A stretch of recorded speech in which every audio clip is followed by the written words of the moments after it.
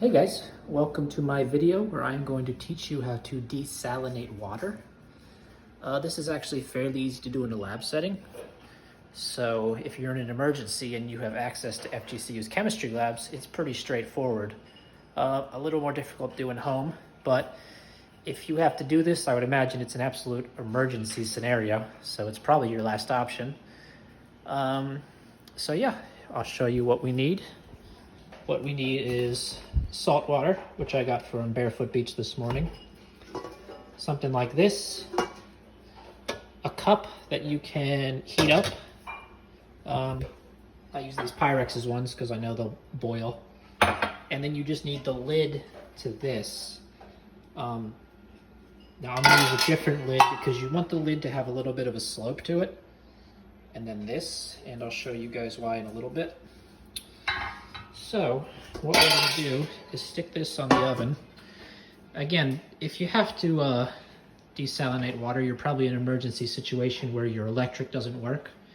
I'm going to do it in the house for convenience, but you could do it outside on a gas grill, or if you have a gas range in your house, you can continue to use that. So what we're going to do, put this on the stove, take this Pyrex glass and stick it right in the middle. And then we're going to take our salt water and slowly pour it into here. Actually, let's take this out. Pour it into here.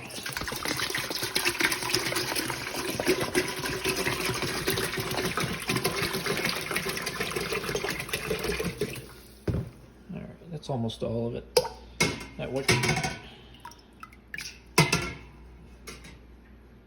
Okay, I put a little less in here because if you put too much, it causes this Pyrex to tip over. And you want it right in the center. You also don't want to fill it too high because when this is boiling, you don't want it to kind of drip into here because it'll contaminate your entire thing. So you see you want it nice and low there. Now what you're gonna do is turn your oven on and get it to boil.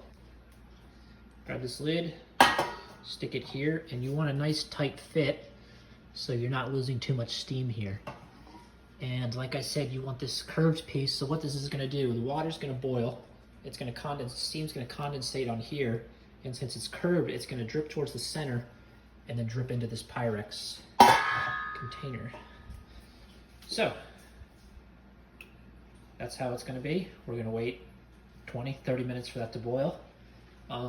Alternatively, you can do this as a solar still. What you do is basically the same setup. You take this, again, you could just use the same exact thing. The only difference is instead of this, you're gonna take some plastic wrap over top of this, and then take something slightly heavy, not too heavy, like a rock, and stick it in the center. And that's gonna do the same thing. The plastic wrap is gonna go down.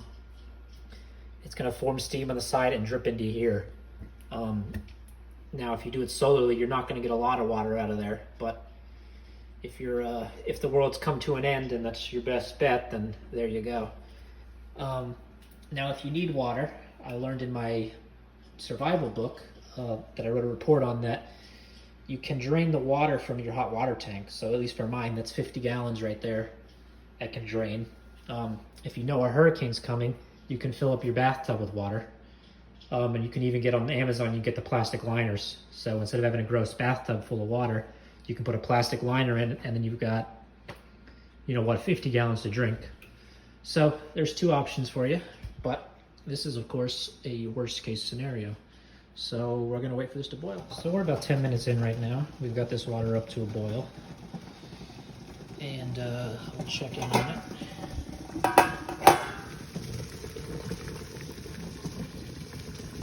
Hard to tell. You can see we've got some water down in there, not much, but we still got most of our water left in the pot. And what we're looking for is all these droplets on here. We're looking for this water to condense onto here and then drop into our little thingy. So you can see some little air gaps in here. And you can see, maybe you can't see here, you can see the steam starting to come out the sides, and that's not very efficient because that's just water you're not going to be able to drink that's boiling out of there. But in this setup, not much we can do about that, so we're going to keep boiling it and check back in a little bit. So maybe about an hour's gone by. And we are almost done. We don't have much left, so let's take a peek inside. So just a little bit in the bottom, but we'll check our dish. And we've got about a little over a quarter, maybe between a quarter and a half cup of water. You can see all the salt collected on the outside. So we started with, say, 3/4 of a gallon, and we ended up with, what, a third a cup of water. So as a former chemistry student, I can tell you that's a terrible yield, but you're not in a lab setting, so we'll kind of work with what we got. I can tell you the big issue, like I mentioned earlier, is just all the steam that escapes through here. But there's really nothing you can do about that because you can't turn it over because, like I said, you need the water to drip down through there. Like I mentioned earlier, this is very easy to do in a chemistry setting, in a lab setting where you have beakers, a Bunsen burner, and just a whole equipment where you can get almost a full yield of water. But like I said, you're going to be, if you're doing this, you're in an emergency situation, so you're not going to be able to boil any rice with this, but I'd say a third a cup of water is enough to keep you alive.